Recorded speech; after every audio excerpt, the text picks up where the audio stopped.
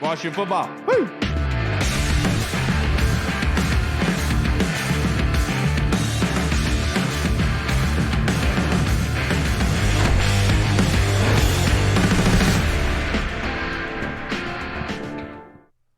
Hello, everybody, and welcome to the Burgundy Zone. I am your host, Kyle, and I'm joined by my two co-hosts, Michael Hall and Michael Reed, here very, very soon. They're wrapping up off of work, but they should be here any minute. The Burgundy Zone is a part of the Frederick Podcast Network. You can find out more by going to www.letsofrederick.com. We are rejoined by special guest, the Queen of Ashburn, Mrs. Julie Donaldson herself. How are you doing on this beautiful Monday evening, ma'am? Great. I did the same, running from work, running to different appointments. I know we've had to move this a few times, so thank you. Of course. And I just wanted to be able to talk with you again. It has been a little while, but this week is OTAs, and obviously that is coming up, and it's almost like surprising in a sense, Julie.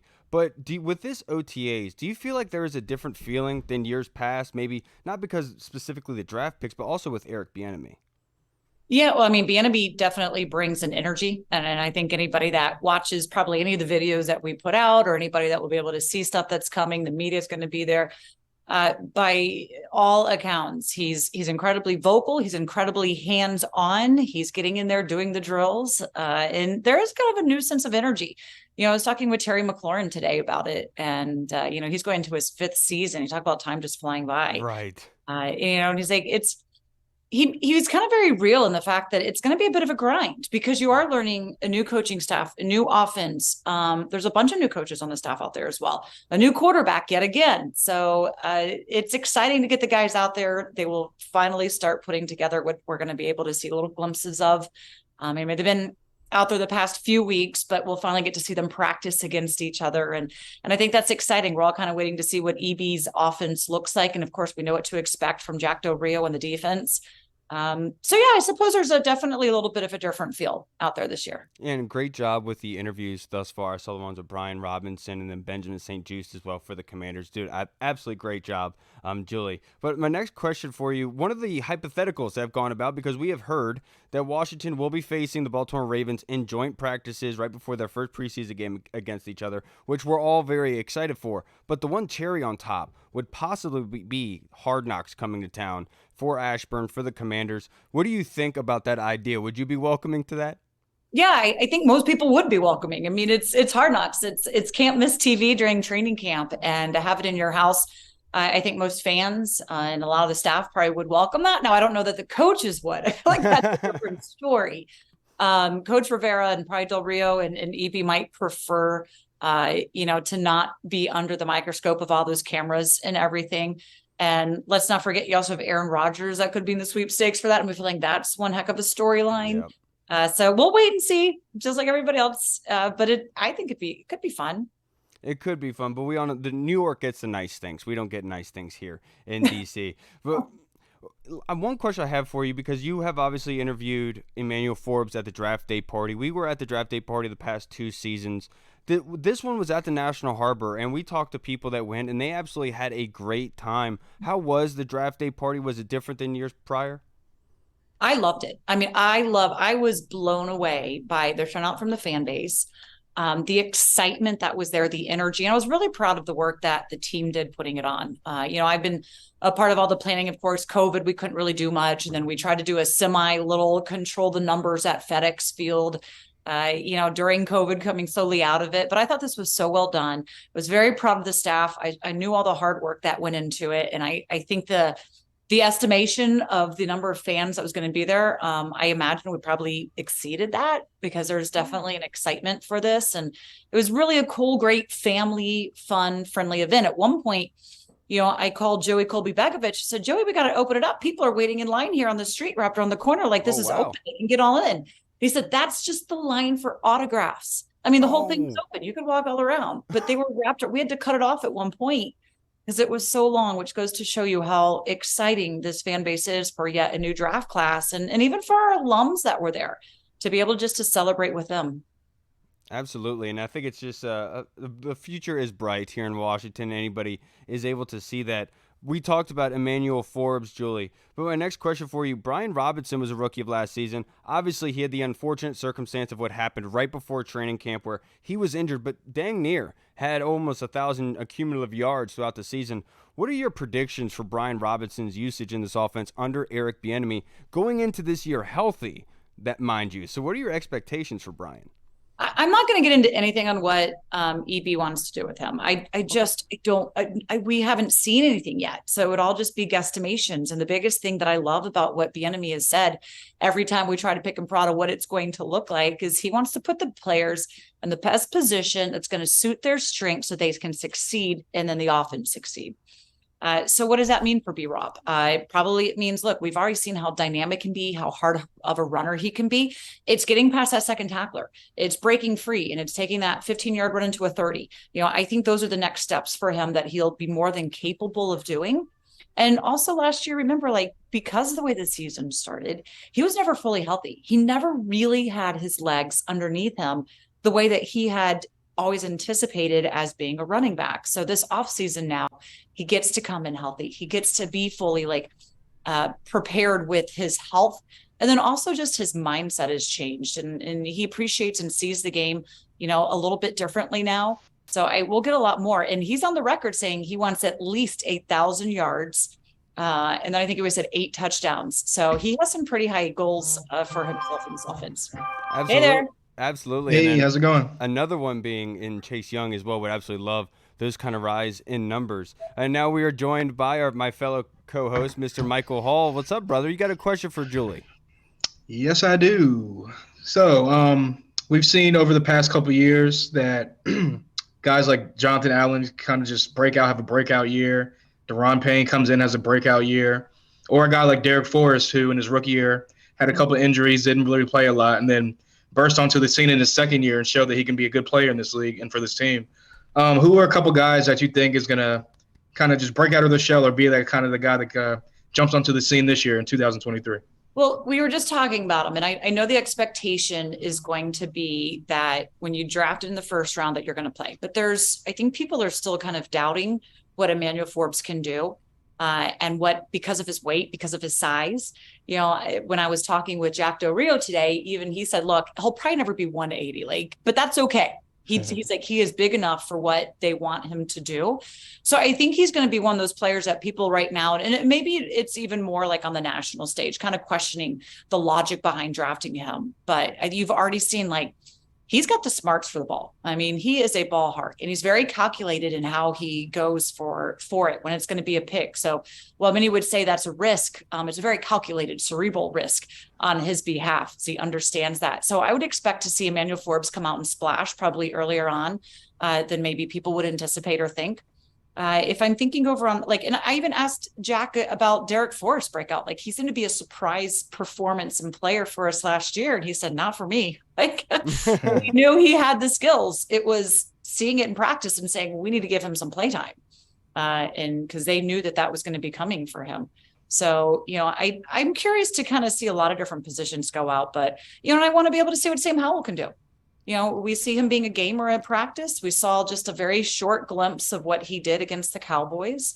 Is that something enough to say, okay, this is fully yours to totally own, take command and just run away with it? What bumps are we going to come across the way and how is he going to handle that? He has this, as Terry McLaurin told me today, and I've always kind of used it well, it's this quiet confidence, and he's just kind of steady the whole way across with that. So I'd look to see something kind of surprising from him this year. Certainly hope to.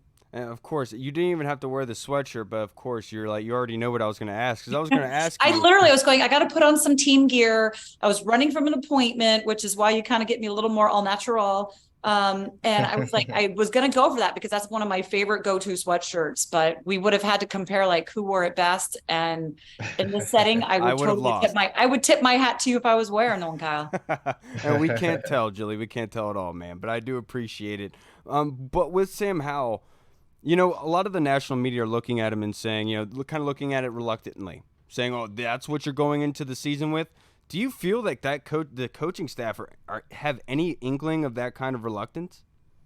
No, their hopes are riding on Sam being that guy. They really are. I think Jacoby Brissett comes in and will offer some good competition to be able to make Sam, really kind of grow and adapt. But by all means, this is Sam's job. It's his to go and prove that he deserves it, that he can do it and is ready for it, and I'm sure with that's going to be, some lumps along the way, but Jacoby is there and also says he wants to be a good teammate, really wants to help him out. And of course, is a bit of a savvy vet. We were able to see what he did the beginning of the year, knowing that job ultimately was never going to fully be his in Cleveland, go figure. So it's going to be exciting in the quarterback room, but I'm that kind of person. I'm always optimistic. My glass is always half full. So, I just, again, I like the way Sam never gets too high, too low. And he's so athletic and he also has the arm. So getting him in sync, Terry McLaurin was saying, look, if it means I got to stay late and come early to get extra reps, so he gets that consistent feeling, he's like, that's what we're going to do. Because we know that, we need Sam to be successful. Music to my ears. Love to hear that. So a lot of the fan base going into, I guess, pre-draft and into the draft, they were the talk of Twitter, I guess you could say, was about the tight end room and the tight end spot. And and yeah, no, I shut my eyes and just scroll through Twitter a lot. But a lot of people were talking about the tight end room and the tight end spot, and the coaching staff has echoed that they have faith in Logan Thomas and the guys I have in the room. What are you expecting from the tight ends this year? Because me personally, I think that Logan Thomas is going to have a bounce back year just coming off the injury, another year removed from the ACL. Yeah, look, Logan, it's great to see him around the building, putting in work, and we see when he is healthy, and that's the key. He's got to be able to stay healthy out there, right? How dynamic he can be in the passing game and in blocking.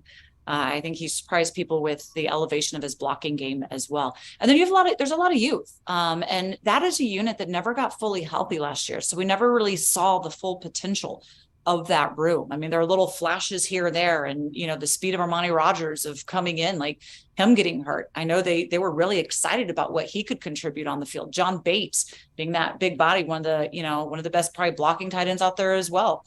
But we saw him break off for one or two, being able to catch. So it's going to be a room that I think's got a lot of upside to it, and because there is so much youth there. So and we know that EB likes to use his tight ends. It's going to be something that we're kind of excited to see. Like, we don't have Travis Kelce, but who can fit in and how do they decide to use that in his system?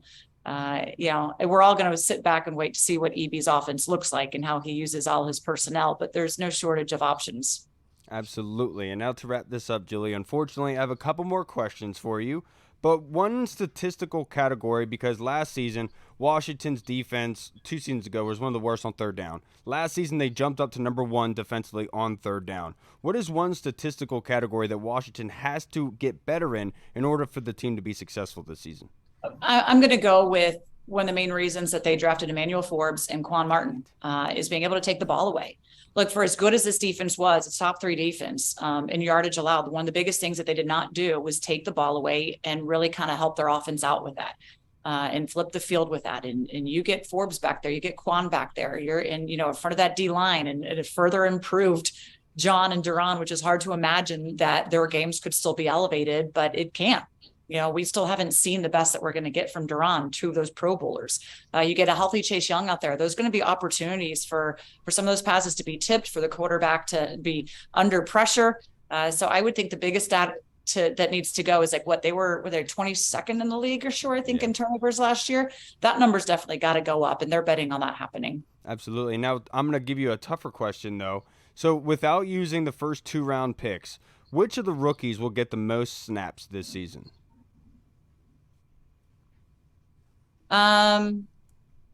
Gosh, I would go to definitely our linemen right there.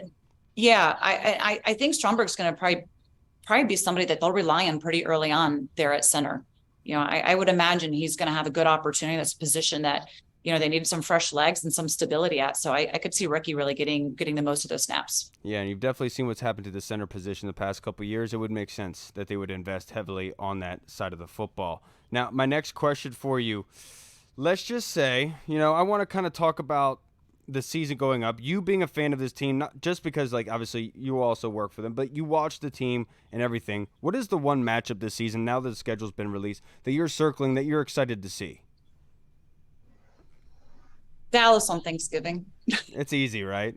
It is kind of an easy one. It definitely is. And there's nothing like getting that first game out of the way as well against the Arizona Cardinals. I think we're hoping that the Cards won't be traveling much and that the fan base is just poured in there to kick the season off right.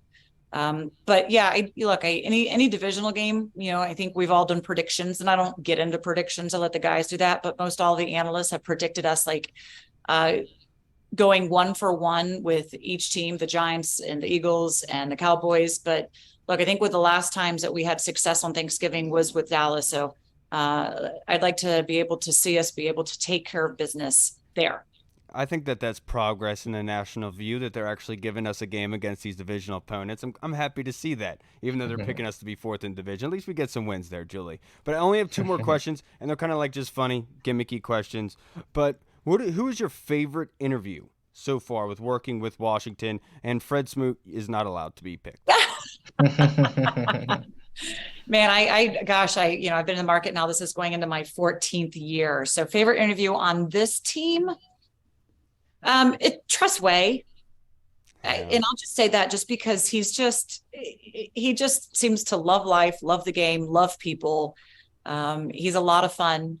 I think that apparently comes through, and, he's just top notch, of course, at what he does. And he makes it entertaining. He really does. So that seems kind of like an easy layup one to call out Tress, though. But Hunter deserves some respect. And of course, Tress deserves the utmost. And of course, like that one position that people would call boring has the most excited personality of it all, right? Yeah. But last one, Logan Paulson is a huge friend of this show. We've had him on for years, seeing him before he started working with you guys. Just want to ask you, from friend to friend and being a colleague of Logan, how has you seen him blossom being on TV as an interviewer? The best is like we brought in Chris Samuels the other day as well, as we were pairing the rookies with an alum. So he was out there for the rookie interview as well, and didn't even recognize Logan. Logan's like going up like, "Hey man, Logan." And Chris like, "Okay, like Paulson." He's like, "Oh my God, dude." Like, and Eric Bieniemy, because Logan was me in college, and Bieniemy didn't even recognize him because he's a sharp dressed man now. We put him in a suit and tie. He's got his haircut. He still gets ragged on for his fashion, especially as we're kind of cash, his shoes. The guys cannot seem to stop giving him a hard time about that. We're joking we should start a GoFundMe. So some new shoes, but he takes it all in stride. Look, I first heard Logan when I was driving home after my post-game show, listening to on the radio. I'm like, man, this guy is so smart and well-spoken. I'm like, who is that? And the second that I found out it was Logan, I was like, we need to get him in the building. And so he came in and he started doing some training camp shows for us. And I've really just seen him just take off. He does his homework. He's so smart. Sometimes we're like, whoa, dumb it down just a little bit. So much information he wants to get out. We're like, slow down a little bit. But he's so coachable. He loves it. He gets geeked out by it. And he's obviously great. And from my interpretation, you tell me, I feel like the fans are loving his analysis. They're loving his work. So we're hoping that, he just doesn't go too big and leave us. Yeah, it's shocker that Logan is not big into fashion. The guy who said he wasn't big into the uniform configurations and all that. Shocker, right, with Logan. But yeah. Wasn't his nickname It's funny because we're trying to be a little more casual now. And I think the first time he wore a suit, I think Bram had to tie it for him. I don't think he knew. Poor guy. But then he got it down. But now he's like, wait, casual? And he wears just like a t-shirt and these old jeans. So we're like, okay, well, maybe a little more than that. And we're like, well, what would you wear on a date night with your wife? He's like, this. And we're like, okay. we need to talk to Mrs. Paulson real quick. Yeah, I was like, look, you've got all the potential. So, but he's just a joy to work with. He really is. And, he's kind of like, when he was a player, he's there all the time. Like, he just loves being in the building. He loves football. I know he loves working with us just as much as we do with him. Hopefully he loves you guys as much as Reed loves him, because we know that they're best friends. But Julie, I can't thank you enough. I actually taught Logan how to tie, so it's crazy that you guys had to show him again. You're lying. I'm in traffic, by the way. Mike needs to get in here from space and safe driving, please. I'm in my Tesla. Yeah, I'm in traffic. Otherwise, I wouldn't have joined. Okay. But I just had to see you, Julie. Well, I'm glad you could. Well, what do you got? You have a question for me? Just, I was just going to ask about Low Dog, how he is, but it seems like you guys already touched on that. And you're just killing it, like always. So I don't know what they've already asked, so I'm scared to ask the same thing. Ask about Chase Young. How about Chase Young? What do you think is going to end up happening with him? Do you think that this is a good thing that they're making him prove it, or do you think that he should have been, given that fifth-year option? No, he's got to go out there and prove it, but it shouldn't be hard for him if he just plays to his athletic ability and continues to learn and grow in the league. It should not be a hard math problem to figure out that his payday will come. And I was talking with Jack Del Rio, that interview will be coming out tomorrow, about him. And he said, look, and I said, look, Duran was very vocal that he was kind of ticked off that, like, what do you mean I got to prove it? You're not just going to pick it up. But he said, Duran showed the blueprint of what you need to do. And that is, you come, you work hard, you finish, you elevate your game, and then your pockets will be greatly rewarded for that. And he said, it's okay. He's like, I don't mind that they're maybe a little ticked off, because if anything, that gives them a little extra, motivation to go out and prove it. And most certainly him and Montez Sweat, because Montez should be an easy double-digit sack guy, with his skill set and his wingspan. So both of those players are just going to go out and have to do that. And I don't see why they couldn't. And then we're in another difficult situation where, can we pay 2 interior and 2 on the edge, and let the math geniuses that work with, everything that goes into the finances, have to work that out. Absolutely. And then, Julie, you said that the Jack Del Rio interview is coming out tomorrow. Is that going to be available on all Commanders' social media sites? Yep, we will be putting out. We stream every single day. We have what we have now called our command center. And with our NBC Sports Washington deal going away, it gave us the opportunity to kind of rethink, how can we do these shows? How can we try? And we're still figuring it out. So if you guys have, things that you think would work or not, let us know. We're always trying to make sure that we give the fans what they want while entertaining them along the way. So Mondays are always my player interviews. And so today you get Terry McLaurin, but because we got the coordinators ahead of OTAs, we're going to give out Jack Del Rio tomorrow. But we also have a podcast on Tuesdays. That's just the guys shooting the, and having a good time, talking about the team in a very relaxed, conversational. I always loved listening to them in my office before we'd go in to do the show. And I'm like, how can we capture that without it being all of a sudden now it's a presentation of a show where they're just talking. Right. We're working on, making sure that goes great. It's fun. It's just our Command Center podcast. Wednesday's the show. Thursday is Tana's Takes. And then Friday is Logan Lives in the Comments, and he answers questions from the fans. So we're putting out content on YouTube, Facebook, and our website every single day. There's always something new. Everything drops 6 p.m. So, and yeah, let us know what you think, and if you like it and what you want more of, or what you're like, yeah, that didn't fly so well. That's the joy of content. If it didn't work, we can next week try something different. And Julie, if there's one thing we do know about this fan base, they do not hold back in letting you know their feelings about what's being produced. But Julie, you mentioned Twitter. I'm like, Twitter, I cannot listen to Twitter. Twitter's I asked Logan once to go on. He's like, I'm scared of Twitter. And he's like, isn't it an evil place? And my was, yes, it is. Yes, it's a cesspool. It's a cesspool. Fans will let me know things, and I always try to, if they say something, I'll say something back, and every so often I'm like, oh wait, she heard me. What didn't you want me to? Right. Tweet it at me. Isn't that the point of saying something, right? You tweet it at me, and I find a lot of times fans just want to be heard, and I respect the passion, but sometimes I feel like it's a little unnecessary, and I just kind of mute it out. 100%. A lot of it is just to get your attention.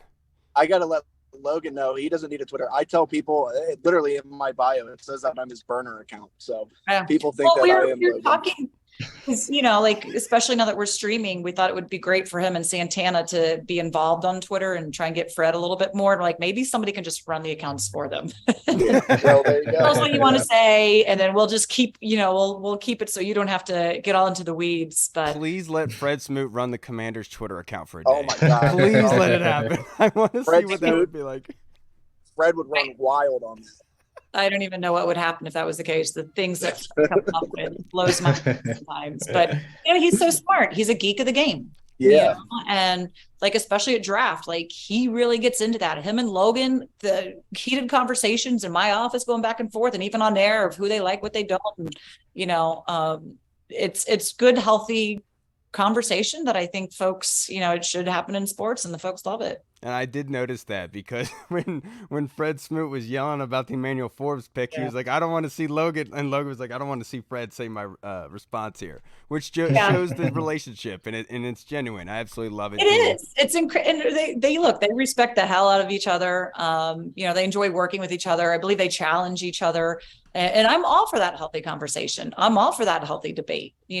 That's one of the things we love about this game. Absolutely. Yes, Julie, I can't thank you yes. enough for taking some time out, being able to join us. I really do. I can't thank you enough for doing it. You gave us a lot of insight, and I really do appreciate the job that you do because you started getting into the booth calling these games every year, and it's not something you were, I would say, used to, so to speak, but you've done a great job in growing with that with Bram Weinstein and with London Fletcher this year as well. You've done a great job, Julie. As always, I can't thank you enough for joining us, ma'am. Thanks. Yes. I appreciate it. And I'm glad you guys don't judge. We do not. We cannot tell, ma'am. Have a good night, Julie. Thank you. Appreciate it. All right, everybody. We just talked with the Queen of Ashburn, Miss Julie Donaldson. That was fantastic. Yeah. It's been a while since she's been on. It's good to have her on. Hey, thanks for joining us, Elon. How you doing? Pretty good, man. Space is chill. Space is pretty cool. I don't know what car he sent up here, but hey, Jamie, see if you can pull that up real fast. Jamie, see if you can pull up what car is in space from Elon. Sorry, got my assistant on it. But yeah, man, just living the dream. Sitting here, driving home, being cool, living life. Yeah, I just saw your text. I just saw your text, by the way. So sorry about that. No, it's okay. No, you just kind of ruined me. No problem. All right. But guys, before we go any further, let's get into our fan questions. And Howe, I'm going to get into you with this from the Colonel. He asks, is it pretty quiet in Ashburn, or is everyone doing backflips across the gym? When's the parade? I'll say the parade will be, I guess, sometime in the summertime when everything, I guess, finally gets like technically approved by the finance committee and all that good stuff. But I mean, if someone wants to throw a parade now, I'm always down for a good reason to go drink some beer somewhere. So let it happen somewhere. But I would say probably like July or August. We can go drink beer. We just don't need to call it a parade. Can we save the parade for the championship, please? Can we at least have some sort of pride here in Washington? Let's call it a gathering, a fan gathering. Why don't we just call it a pride parade? Because we're all so prideful about it. The Juggalos. Hey, did you guys know that Reed was actually offered to go DJ at the Juggalo? Was it a Juggalos festival? Come on, Kyle. It's the gathering of the Juggalos. All of the Juggalettes would belong to me.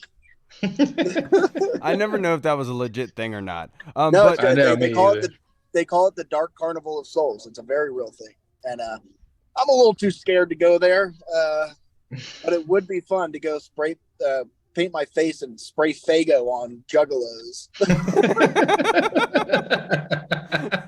Dude, I've been telling you from the get-go, you need to go do it. Just like at least wear a GoPro when you do it. Yeah, I think I'd probably go to it. It's in October. Just for educational purposes, so we could research it. I would only be DJing strictly research. On not the main stage or anything, but I think it would be funny just to go there with my face painted and be like, all of you Juggalettes belong to me. I am the Juggle King. King of the Juggalos. The funny thing about it is Reed is scared to go there to the Juggle Gathering of the Ghosts. I don't know, whatever it's called. But he would like, the funny thing is it would turn out that Reed would be like their king. Like he would come back. That's exactly how it would go. He would like come back and be like, yeah, they nominated me king, gave me a crown and everything. Yeah, now he's frozen. Now I would be Juggle King. At that point, I would become the Juggle King. You would be the Juggle King. And I would be saying, yeah, I would be. And I would be like, I own the keys to the Juggle Copter. Now, listen, Colonel has the next question for us. Reed, were former Washington quarterback Alex Smith's comments about defensive-minded coaches' inability to develop quarterbacks aimed at Ron Rivera? I think that Rivera definitely played a part in that, just because Alex Smith, I mean, look, I'm going to be honest, Alex Smith, love you, went through a lot here, but I do think you got a bitter taste in your mouth. I don't really blame you, but like, Ron's a nice guy. You need to calm down. Ron helped develop Cam Newton, so I don't think that's necessarily true. They did a great job with Cam in Carolina, and Ron was overseeing that entire thing. So I don't think it's necessarily true. I mean, I would have to look at a list, but there's some defensive coaches that have done an excellent job with quarterbacks. Granted, you do need a strong offensive coordinator in place, but just having somebody that's a leader like Ron, I think as long as you have the right offensive coordinator in place, like Eric Bieniemy, then I really think that a quarterback could actually thrive under a defensive coach. I do think, Colonel, that it was aimed at Ron Rivera. I also think it's probably aimed at Mike Singletary as well, because we remember back to the San Francisco 49ers days. But I would ask Alex Smith, then who progressed Russell Wilson? Who progressed Ben Roethlisberger? Who progressed Tom Brady? Who were all defensive-minded head coach? Pete Carroll is a defensive-minded head coach. A lot of people forget that, but he is. He's like a linebackers coach. There's a lot of defensive-minded coaches that build a good enough team to where a young quarterback flourishes, and that sometimes happens. But for the most part, you see high-powered offenses with these guys, and usually things don't meet. There needs to be a connection between the two. And the fact is, you need to have a sound defense and a good, sustainable quarterback, and it's hard to do that in this league, to have both that balance. That's why it's the hardest league in the world. It's hard to win in it. Yeah, I was pretty much going to just say like a mixture of both you guys' answers. I think it was like aimed at like the coaches throughout his career, like Mike Singletary, definitely Ron, and to Reed's point, because I think he still has a little Urban bit Meyer of did a great job. Yeah, so it's a little bit of a bitter taste in his mouth, and like most things, like most people at this point, at this stage of things with Washington football, if you can take a jab at him and like a little dig at him, whenever you can, you're probably going to do it. So it is what it is. But like I said, he's semi-right, but you can also look, like you said, there's a counter to it where guys like Russell Wilson, Tom Brady, you can go down the list, also developed and progressed and won Super Bowls as well. So there's more defensive coaches that don't work out, I would say, yes, especially in nowadays football and like the offensive league. But like I said, there's evidence that it can happen on both sides. Yeah, dude, and there definitely does seem to be some sort of beef there between Alex Smith and the organization. I'm not sure if it's just Ron Rivera or others. Obviously, a lot of stuff happened to Alex Smith. It's unfortunate because like that's what my whole tweet was about with Ron Rivera. Like I wasn't saying he shouldn't be fired. I was saying that you should give him the respect of being able to retire or walk away before firing him. You know, instead of just straight up saying, get the hell out of here like Dan Snyder would do, I would say Harris, the group, probably needs to start off the right way and saying, you did a lot for us. We want to be able to give you this gesture to walk away on your own volition. And that way you could go off into the sunset. But with Alex Smith, it's just a reoccurring theme from the Snyder era where guys that leave here and it's like literally a dumpster fire. It's chaotic, it's toxic, and they literally cannot wait to come out and say something. And hopefully that changes here because it's been a dark cloud, man. Yeah, Alex doesn't really have a leg to stand on in this one. Why, dude? That was so good. That was so good. That was perfect. Good job. All right, now let's go to our next question. This one is from the Discord chat server, and this is from our guy, Mr. Tim Towner. Do you think that the joint practices with Baltimore will make a difference this year and keep us from getting off to a slow start again? I hope so. I mean, I would say yes because, again, you've heard former players say this all the time. Like, eventually at some point, and you don't really hit as much as you like used to back in the day, but at some point you get tired of going against the same guys every day in practice. And as you know, most of the time the defense is going against the scout team. The defense knows what plays are coming and whatnot, stuff like that. So it's definitely going to be good to go against some other guys, and then obviously Baltimore has a pretty good roster. So it's only going to make the guys out there in training camp better by going against a team like Baltimore. So I'm all for it, and I'm hopefully that by them going against another team, seeing like another roster and getting the competitive juices flowing a little bit early, hopefully that gets them on the hot start that we've been waiting for the past 2 years. Yeah, I do think that it will help sort of with the slow start. I don't think so because with the slow starts in the previous, it was like they were leaving guys in that they needed to make the switch, but they wanted to be patient and seeing if maybe they would grow into it. Whereas we were sitting here saying, make the switch of Will Jack, like get him the hell out of here. Landon Collins, get him out of playing free strong safety, put him in as linebacker kind of thing. And it just takes longer until they finally make that decision. But this does help you in the sense that, Reed, I'm gonna make this real nerdy, so get ready. Like, you know, you ever play the Pokemon game on the Game Boy? Hall, I know you did. You look like a Pokemon guy. All right, Dude, I still play Pokemon. I know you, Reed. I know you do. That makes so much sense. But when like if you went into a gym, to go get the badge, you get your ass whooped by the dude in there. You come out and you're like, all right, I need to train up some more in these guys in the field, and then go back in. And that's what I essentially look at these joint practices where you're kind of just battling with it before you get into the mixtures, just sort of prep yourself a little bit more, because iron sharpens iron. And going up against somebody like the Ravens, like Baltimore, with the pedigree that they do have, the aggressiveness and the aspirations, I think is a good thing as a pedestal to saying that this is what the expectations are. This is what you are looking forward to when the season starts. So that way, when the season does come, you're not hit by some sort of overwhelmingness, if that is a word. Anything? Oh, yeah. I don't know. Is my internet working? Yeah, we're looking right at you. Oh, okay. Okay.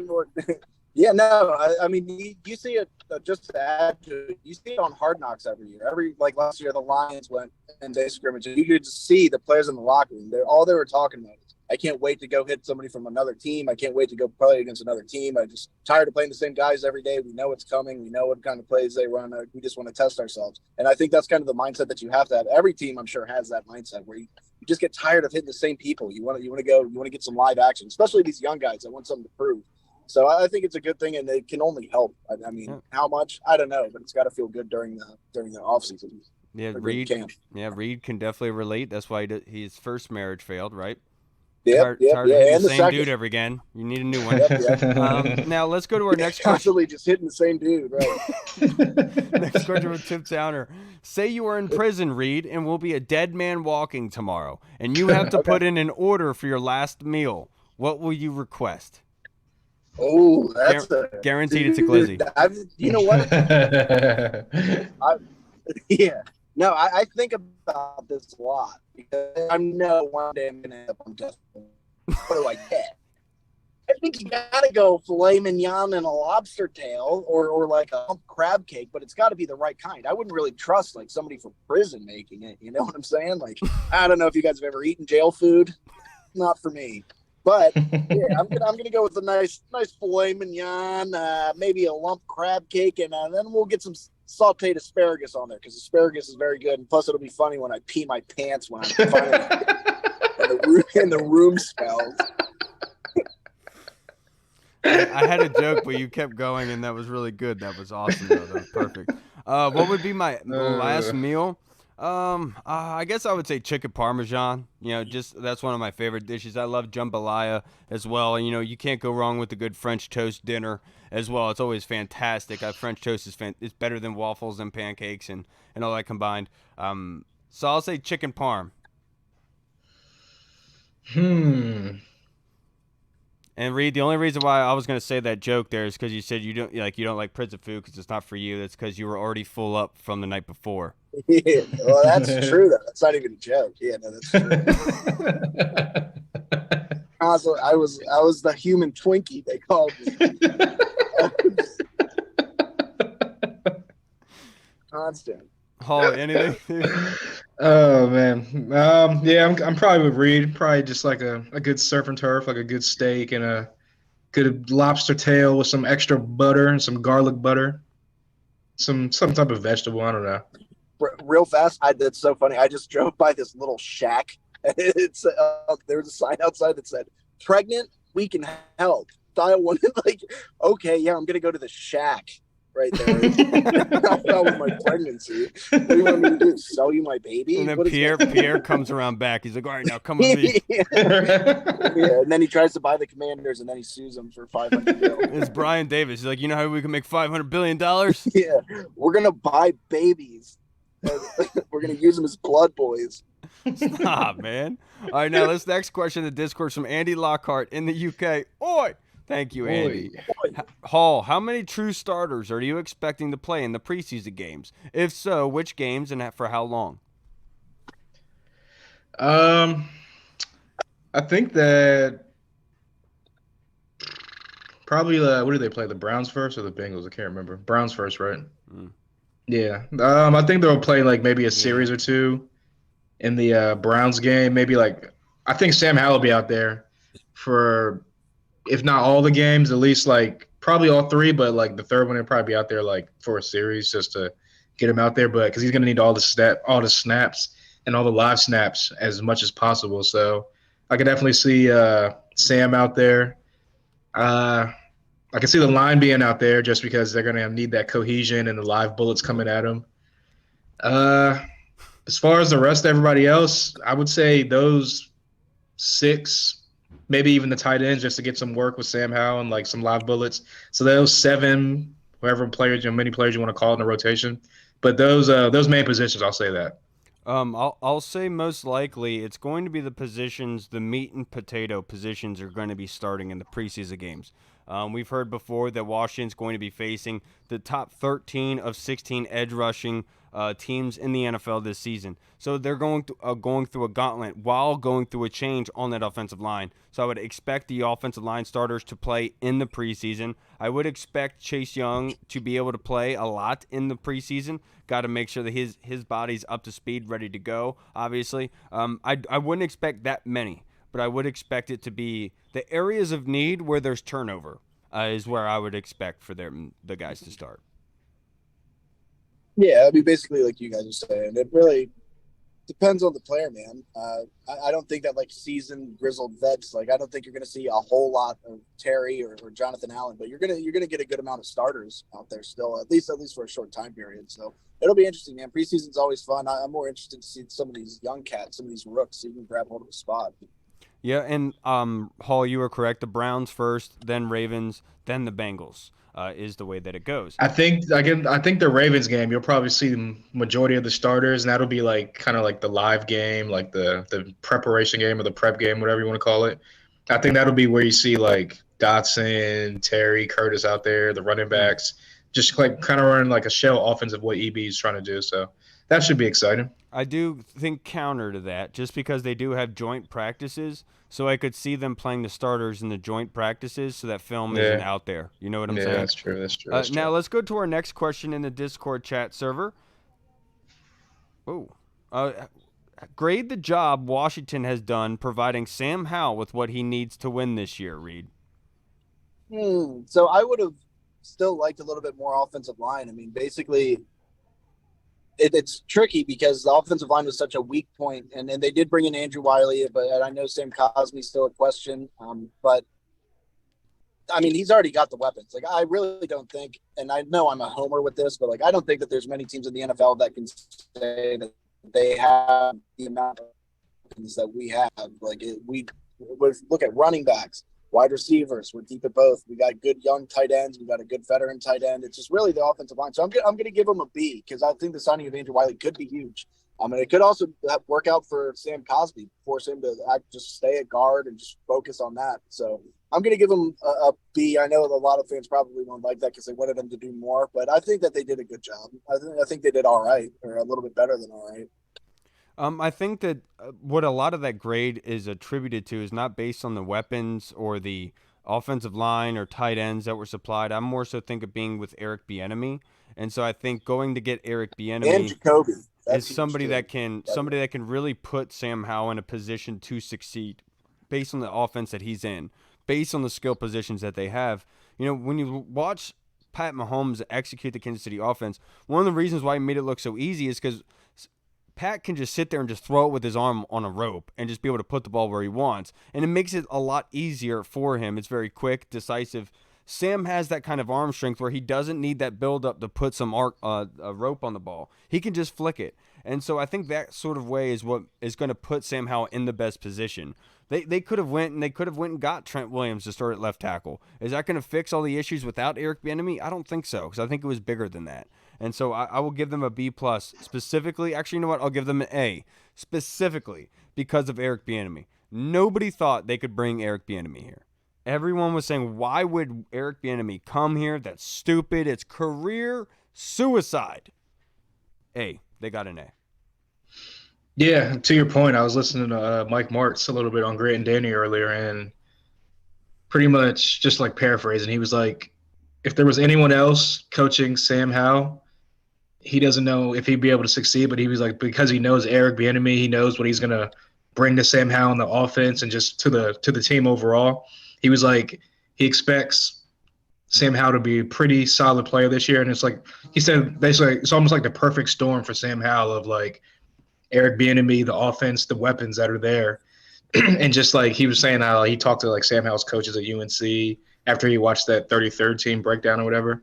And they just said that how he's like such a grinder, such a hard worker. And obviously a guy like Eric Bieniemy is going to respect that and hopefully pull the best out of him. But to answer your question, I would probably say a B with the potential to be like an A, just because, like you guys said, the weapons are already there, the receivers. If the tight ends have a bounce back year and actually produce because they're not having to stay in and block for 99% of the time, I think that this offense can be dynamic. But like you said, Eric Bieniemy and the offensive line is what's gonna be the key to making them an A. You're absolutely right. I will say my A is floating, all based if they trade for Jackson Carman. If they get Jackson Carman, it's an A+. I just want to put this tweet in there. This is from Michael Phillips that got tweeted out 43 minutes ago. DC's government has opened up a request for proposals for the Poplar Point site across from Nationals Park. Poplar Point site, 110 acres waiting for development. A $2 billion mixed-use plan was approved in 2008, but never got off the ground. It's a sleeper stadium site. Another option for DC to get into the mix. Obviously, we would all be happy about that, but regardless, at this point, we just want to see something being done, right? Let's go to our next question from the Discord. This is from Yam Starch. What's up, Yammy?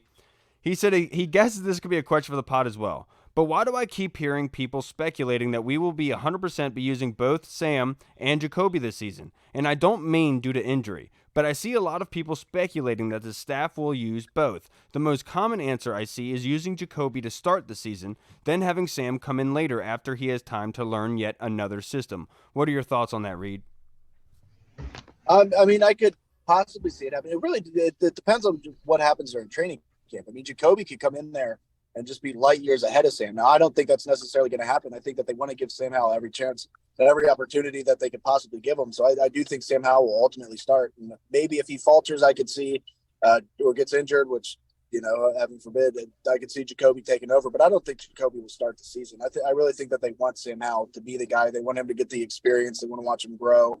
Because, if this is Ron Rivera's career basically on the line this season, having a good young quarterback would help him out tremendously. So I think that they're going to give Sam every opportunity. I don't really think that he's at much risk, like I said, unless Jacoby's just light years ahead of him during camp. I don't think that there's much risk of Jacoby starting the season.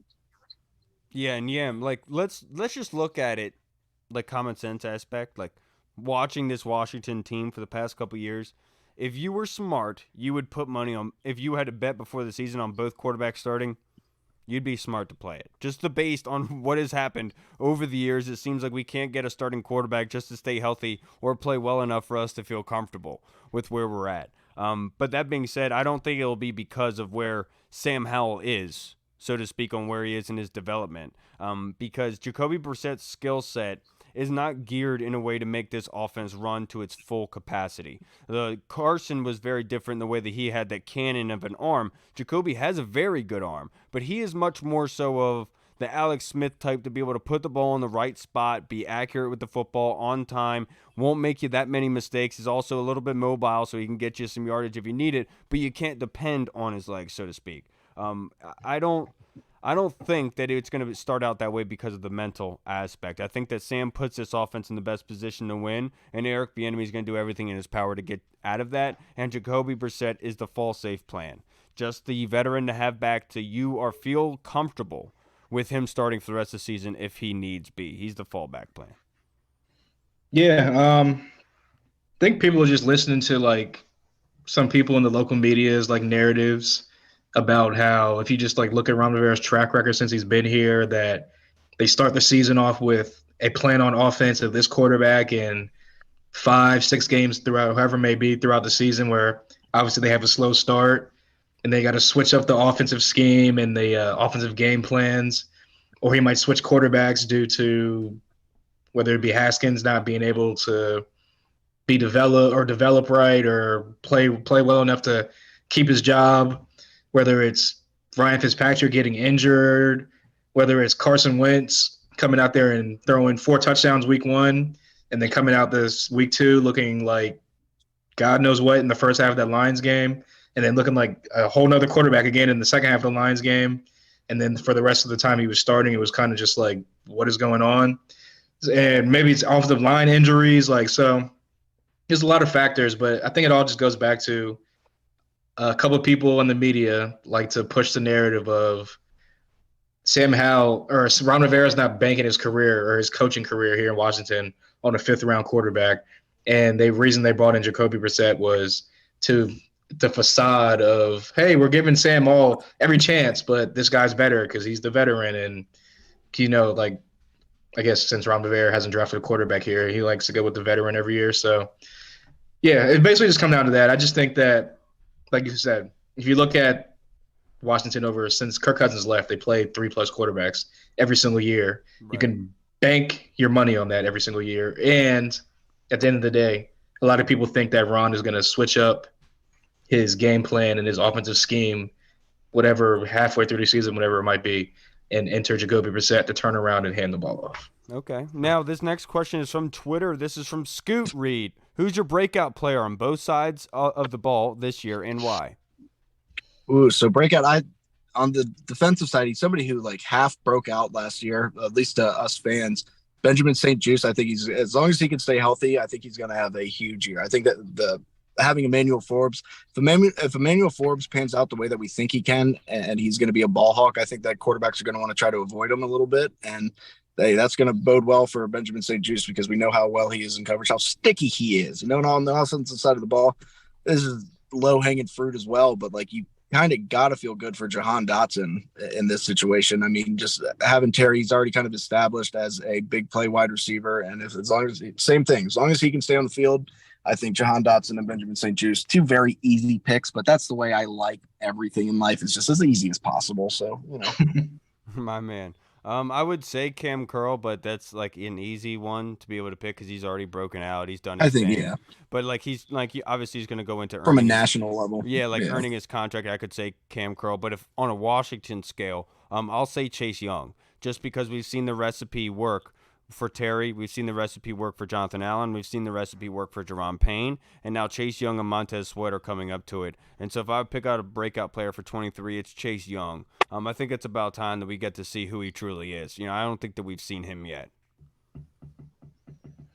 Yeah, offense, I will go I think Curtis Samuel. I think that when we signed him here, a lot of people had high expectations.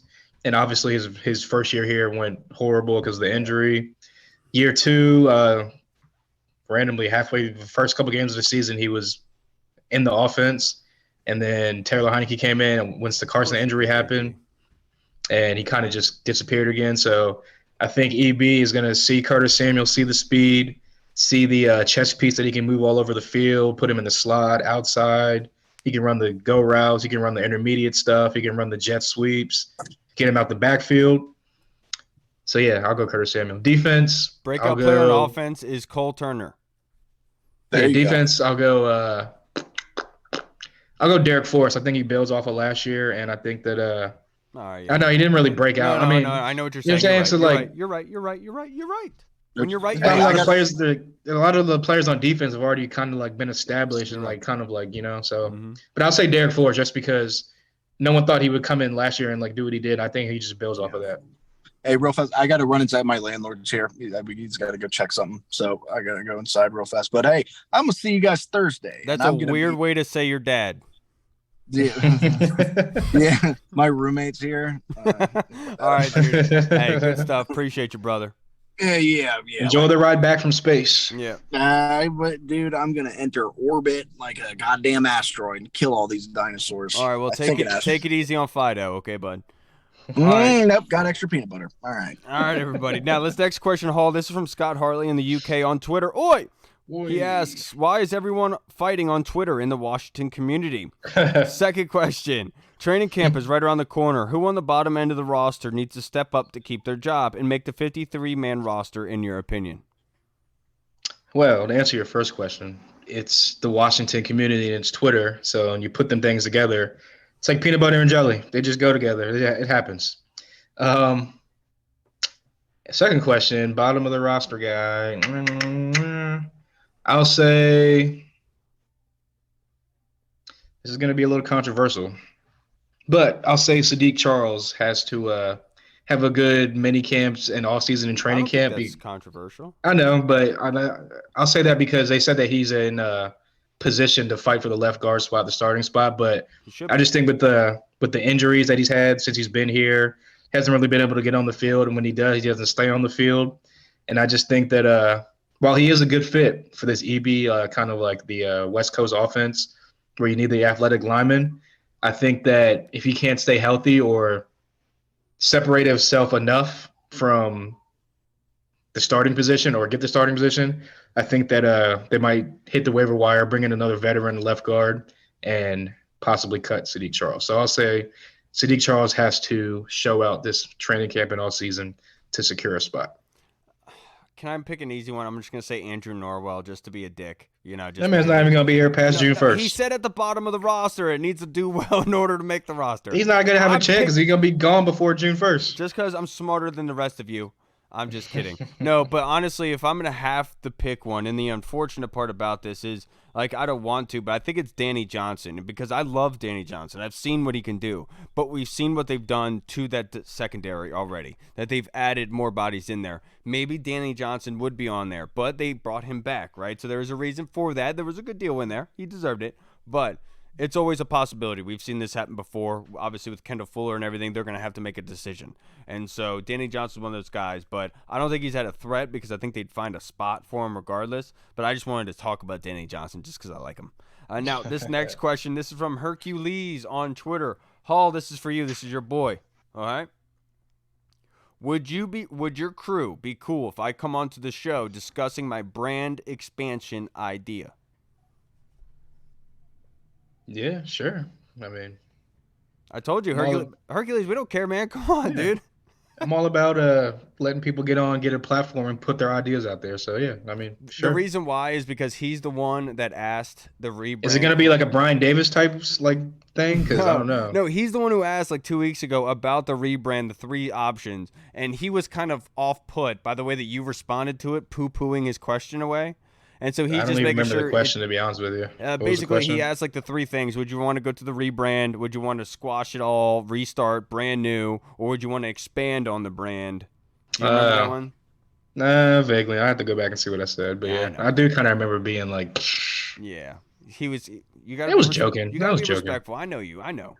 It's just like it's not something that you get jacked up about as much as Hercules does, but yeah. I'm telling you, man, like it's not something that we would love to bring up in here like on ourselves. Like we're not going to do it because it's not something that's on the front of our head, right? But if you want to come on and talk about it, we'll more than happy to walk into your world, be able to pick your brain a little bit and what you'd like. If anybody else would like to, just hit us up, man. You can hit us up on Twitter, whatever have you. We're always here. And obviously we love you guys. We appreciate everything you guys do for us. You think you're just watching this, but when you guys reach out, you comment, you really do help us and make our days better. Not just saying nice things too. It's like also helping us get better. Let us know when we screw up. Like what dude commented last week. It was like, you don't have to say my next question is before every question. Like, thank you. Thank you. That's something I know, and nobody else has said it to me except for that guy. And most people would say that he's mean, but you know what I'll say? He's right. I do got to stop that, and I got to work on it. But that's why I appreciate you guys when you do it regardless. We really do appreciate any interaction and all the guys in the Discord. All right, everybody, that's going to wrap us up for this episode. Thank you so much for all your contributions to this episode. Everybody in the Discord, we love you guys. Prayers out to Tony Shivers and his family. Continue to have prayers out for them. Have prayers out for Deuce. Red Zone, he got hit by a drunk driver at a red light, currently with crutches and stuff. And so make sure you're praying out the Red Zone and Deuce and Tony as well. Just give out our thoughts of prayers to everybody, all right? All right, everybody, I'm Kyle. I'm Hall. And we'll see you guys on Thursday. Washington football. Woo! Hey, what's up, everybody? It's Kyle. I just wanted to say thank you so much for watching. And if you liked what you saw, make sure you hit the subscribe button and the notification bell. That way you get notified when anything new is uploaded to the channel. Also, we just launched theburgundyzone.com. You can go there and find all of our latest news, articles, and the latest episodes that are uploaded. Again, we also have the Discord chat server, where all of our VIP folks are in, like Andy Burrows, Scott Hartley, Sergio Martin is in there as well. Don't miss out on the Discord chat server. Go and check that out. Until next time, everybody, Washington football. Woo!